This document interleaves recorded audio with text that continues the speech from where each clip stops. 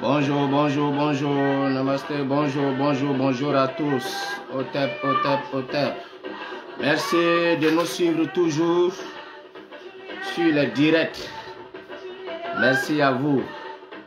Connectez-vous, connectez-vous sur la page de Pentagram African Foundation du mage Jean Kalou. Connectez-vous, connectez-vous.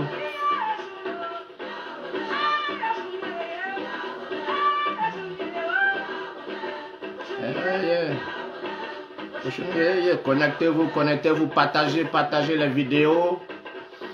Partagez les vidéos, connectez-vous.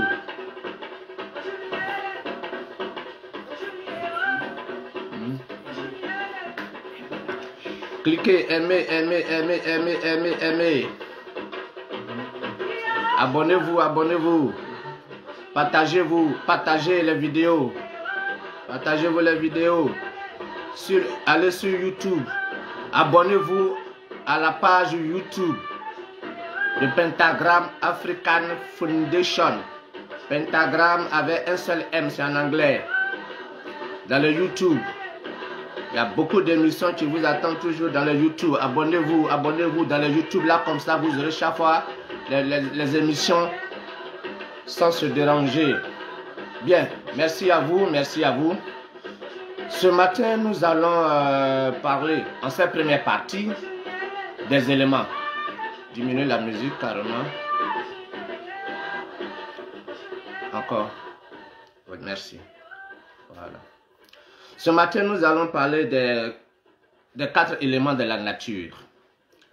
Depuis la nuit des temps, depuis l'Antiquité, les sages d'autrefois, qui avaient de grands pouvoirs de communiquer avec l'absolu, de communiquer avec l'invisible, de communiquer avec la conscience universelle, l'intelligence universelle, la lumière interuniverselle, que nous appelons aujourd'hui à tort ou à raison Dieu, nous ont laissé un héritage. Et cet héritage est la métaphysique traditionnelle. Le mage Jean Kalou que vous voyez là est un métaphysicien, un magiste, c'est-à-dire quelqu'un qui connaît, qui pratique, qui maîtrise la science du royaume invisible, la science des esprits. Pendant plus de 30 ans, cela a été sa vie.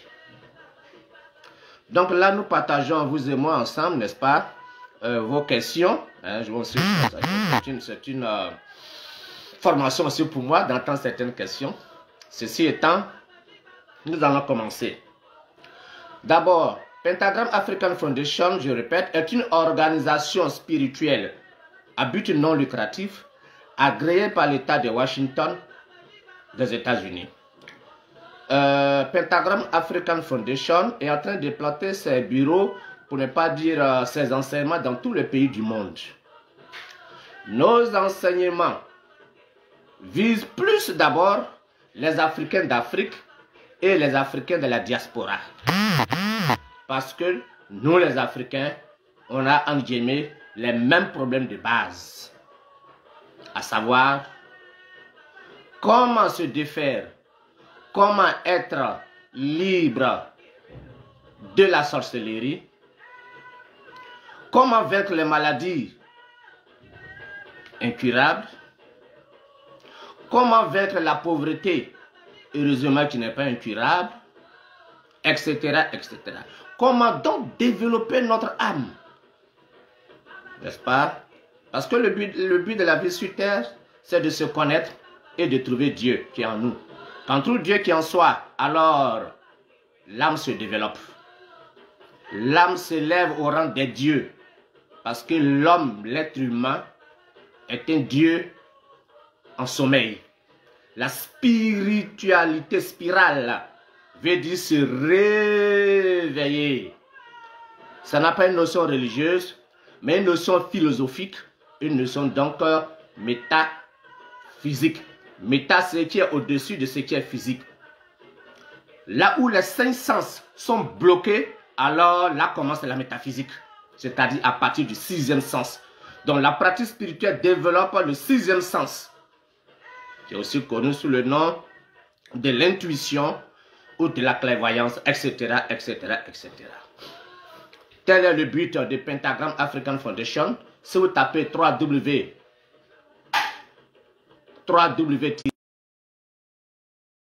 merci. Donc tel est le but de Pentagram African Foundation. Les portes sont ouvertes, inscrivez-vous. Hein? Demandez des informations à partir des WhatsApp qui sont sur cette page et vous aurez immédiatement, gratuitement, toutes les informations sur Pentagram African Foundation. Hein? Venez être membre de l'égrégore sacré de Pentagram African Foundation. Ce matin, nous allons nous entretenir en 10 minutes sur les éléments de la nature. Donc, les sages nous laissent cet héritage que nous avons réalisé nous autres, qui est la connaissance des 4 éléments de la nature connus sous le nom de feu, air, eau et terre. Voilà le mystère de la croix. Feu, air, eau, terre. Voilà le mystère de la croix. Le centre est appelé en sanskrit l'akasha, c'est-à-dire Dieu. Nous allons parler un peu du feu. Le feu et l'air, ces 2 éléments donnent dans la nature ce que nous appelons l'électricité. Pas seulement l'électricité que nous utilisons dans nos foyers, dans nos maisons, ça c'est l'électricité physique. Il y a l'électricité psychique et il y a l'électricité mentale. La pensée donc, par l'intervention du cerveau, émet un courant qui est l'électricité. Le cœur émet un courant qui est le magnétisme, qui agit sur le sentiment. Le magnétisme, c'est lorsque l'eau, l'énergie de l'eau et l'énergie de la terre fusionnent en une unité, cela produit le magnétisme. Donc, il y a le magnétisme mental, il y a le magnétisme psychique ou astral, il y a aussi le magnétisme physique. Quand vous prenez 2 aimants, soit ils s'attirent, soit ils se repoussent. Donc, l'aimant a 2 grandes propriétés, attraction et répulsion. C'est un peu comme une bobine. L'aura de l'homme, que les indigènes appellent souvent l'étoile de chaque personne. On dit son étoile ne brille pas, son étoile brille. Depuis qu'on l'a lavé des prières, son étoile brille. Depuis qu'il fait des rituels, son étoile brille maintenant, les choses avancent pour lui. En réalité, l'aura, c'est cette électricité que nous mettons et ce magnétisme que nous émettons, tous, sans exception. Même les animaux, même les minéraux, même les végétaux, etc. Donc nous émettons une lumière, vous êtes la lumière du monde. Cette lumière peut être forte, lumineuse, donc brillante. Et lorsque l'aura, qui est l'électricité et le magnétisme combiné de notre être mental, psychique et physique, c'est ce qu'on appelle l'aura. Lorsque l'aura est fort, l'aura se branche immédiatement avec les éléments supérieurs de la nature, avec l'énergie supérieure de la nature. Et lorsque l'aura d'un individu, d'un être humain, est connecté avec les énergies supérieures de la nature, qu'est-ce qui va se passer?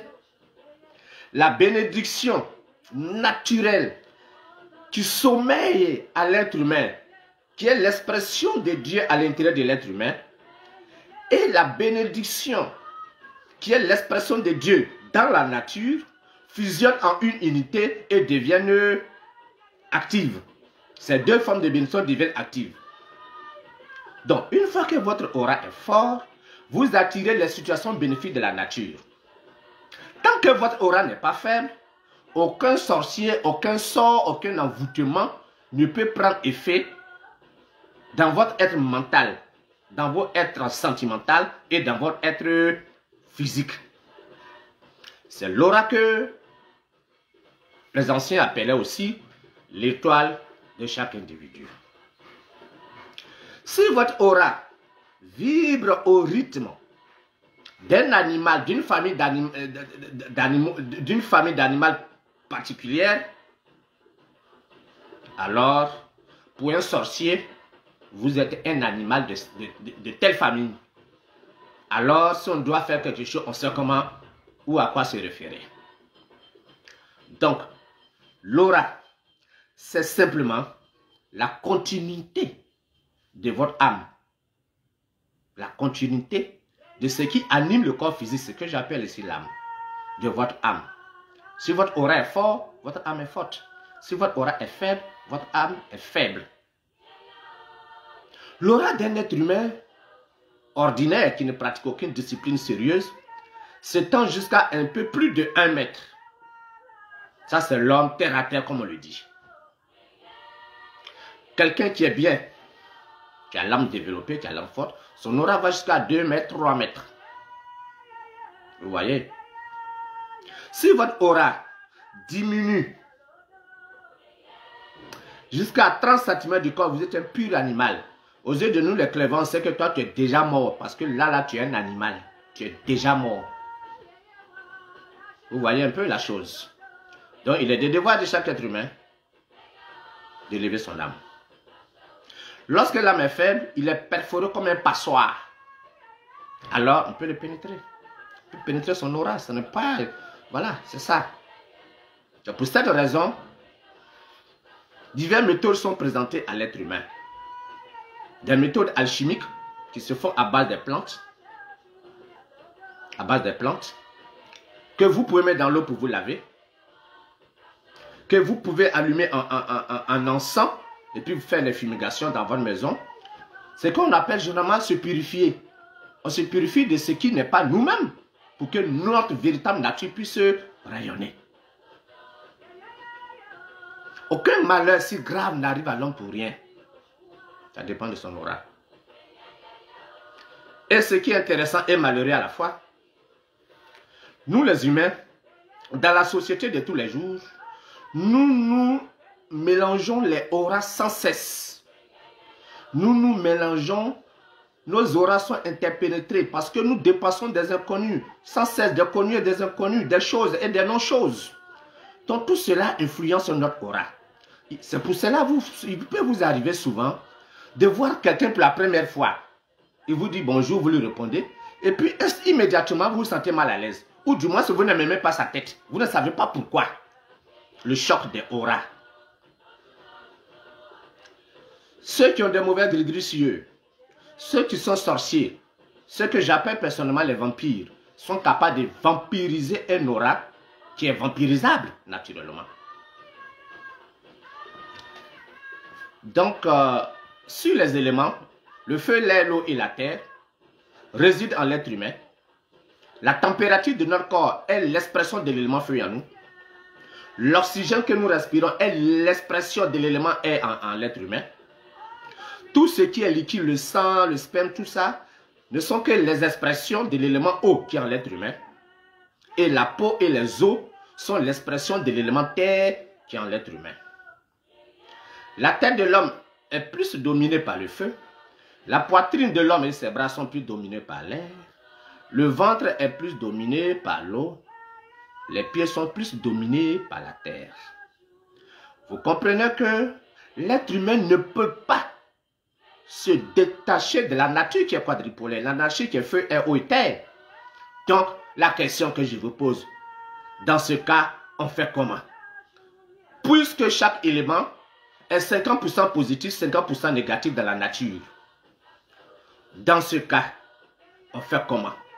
Le sorcier, c'est celui qui fait pacte avec le pôle négatif de la vie. Et le mage, c'est celui qui domine le côté positif et le côté négatif de la nature. Là, nous faisons comment? Il y a feu en nous, il y a l'air en nous, il y a l'eau en nous, il y a la terre en nous. Les esprits du feu, de l'air, de l'eau et de la terre, nous allons en parler tout à l'heure dans la deuxième partie. Merci à vous.